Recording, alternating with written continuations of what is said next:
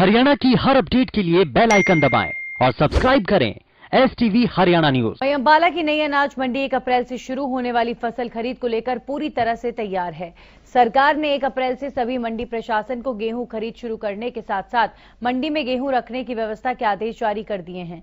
वहीं किसानों की फसल के लिए उचित बारदाने और तिरपाल की व्यवस्था के बारे में भी दिशा निर्देश दिए गए हैं।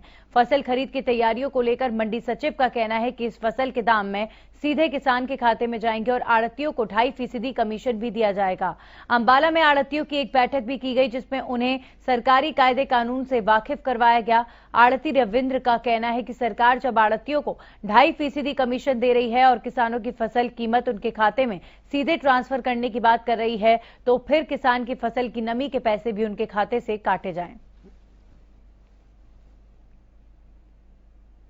MSP है वो 1975 है और आड़तियों के पास हमने बकायदा कार्यालय आदेश जारी कर दिए हैं कि उनके पास जो क्रेट्स वगैरह हैं, इलेक्ट्रॉनिक झरने हैं, मॉइस्चर मीटर्स हैं, तरपालें हैं ताकि इनके किसानों की जो गेहूं है वो भीगने से, मौसम की खराबी के कारण कोई होती है तो भीगने से बचाई जा सके।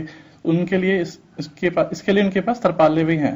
आड़तियों को सरकार का थोड़ा सा इसमें थोड़ा सिस्टम ठीक आड़ती से सेटिस्फाइड नहीं है, क्योंकि सरकार को ये करना चाहिए कि जो जिम्मेदार चाहे कि मेरे खाते में पेमेंट आए उस जिम्मेदार की पेमेंट कर दो, हमें कोई दिक्कत नहीं है। लेकिन जो जिम्मेदार ये चाहता है कि पेमेंट मेरे खाते में ना आके आड़ती के खाते में पेमेंट आए, सरकार को इस पे अडामेंट नहीं होना चाहिए।